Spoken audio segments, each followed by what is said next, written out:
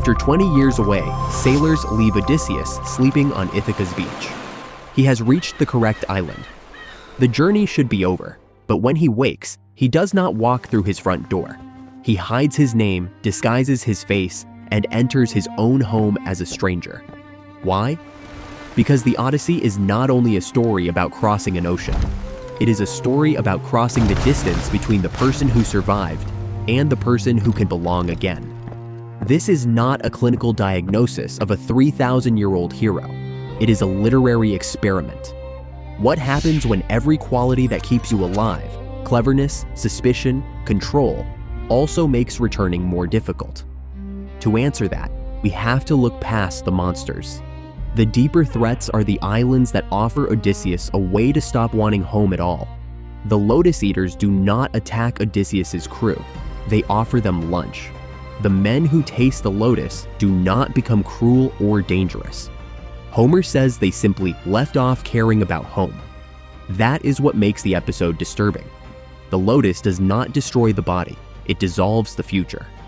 Identity depends on a bridge, memories behind us, commitments ahead, and a story connecting them. The lotus removes the far end. No Ithaca, no unfinished promise, no reason to leave.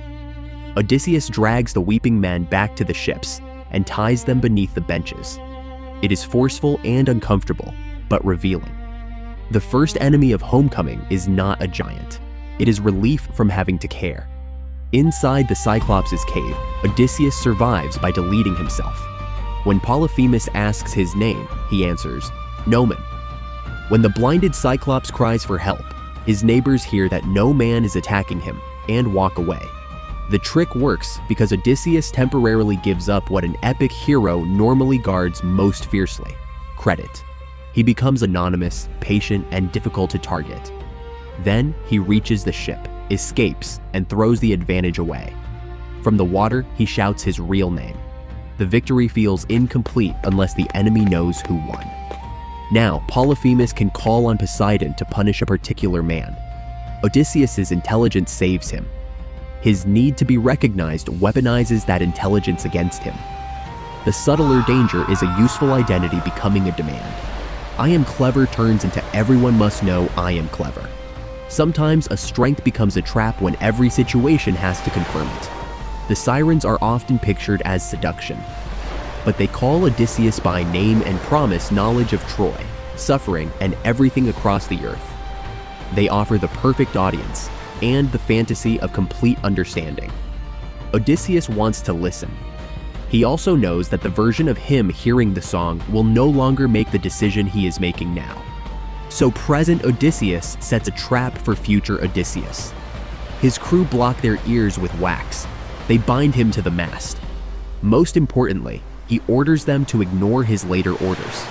When the song begins and he demands release, they tighten the ropes. Modern decision theory calls this pre-commitment, or a Ulysses contract. Choose a constraint while calm, because you cannot trust the person you will become under temptation. The wax removes the temptation. The rope removes the ability to act on it. Odysseus does not survive because his willpower is perfect.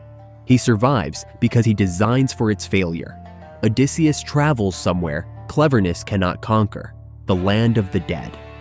He reaches 3 times for his dead mother and embraces only air. Agamemnon survives Troy but was murdered at home.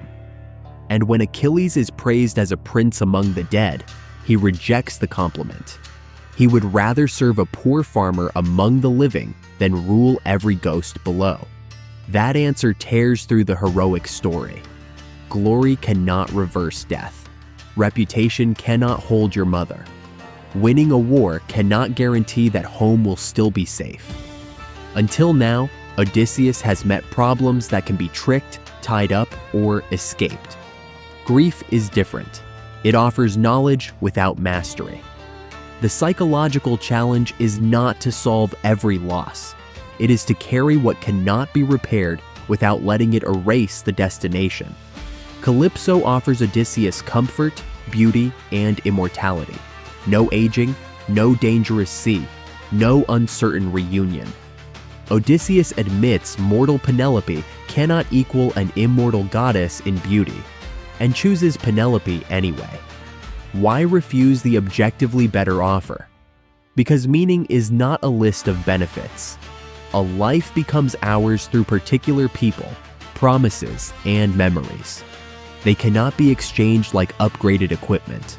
Calypso can preserve Odysseus's body forever, but her island would freeze every relationship that makes that body Odysseus: husband, father, son, king, friend.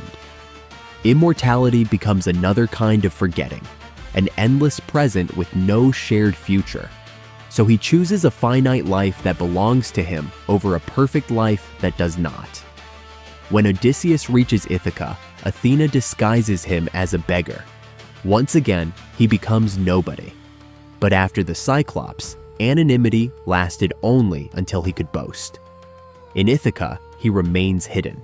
He watches, tests loyalties, and lets everyone reveal who they have become. That patience matters because the home in his memory no longer exists. Telemachus is now a man. Penelope has survived 2 decades of uncertainty and political pressure. Loyalty and betrayal are living under the same roof. Odysseus cannot simply restore an old photograph. He must learn the household that actually exists. His violent revenge against the suitors prevents a tidy modern moral. The poem contains restraint and brutality together. Its final piece requires divine intervention, because victory alone cannot stop revenge reproducing itself. Reaching home does not automatically teach the survivor when survival should end. Even after Odysseus reveals himself, Penelope does not immediately accept him. And why should she? This is a world of disguises, gods, and professional liars. A familiar face is not enough. Even a scar can identify a body without proving a relationship. So Penelope creates one final trap. She orders their marriage bed moved. Odysseus reacts instantly. The bed cannot be moved. Years earlier, he built their room around a living olive tree, carved its trunk into a bedpost, and constructed their shared life around it. Only the two of them know. The secret does more than prove that this man is Odysseus. It proves that he is her Odysseus, the person who remembers what they built together. Narrative identity is the evolving story connecting remembered past to imagined future. Homer adds something crucial. Parts of that story live between people and must be answered by someone else.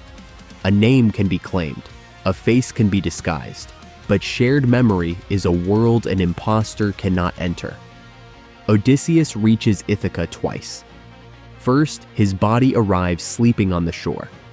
Later, he arrives as a husband, father, and member of a damaged community, recognized not by the glory of Troy, but by patience, restraint, and a bed rooted to a living tree. But Homer refuses a perfectly comfortable ending. Athena has to impose peace before revenge begins again. So has Odysseus truly learned to come home, or have the gods merely interrupted the survival mode he still cannot stop? The answer depends on whether homecoming means retaking a house or rejoining a community. That unresolved question may be why the poem still feels alive. The longest distance in the Odyssey is not from Troy to Ithaca. It is the distance from surviving the world to becoming someone who can truly come home.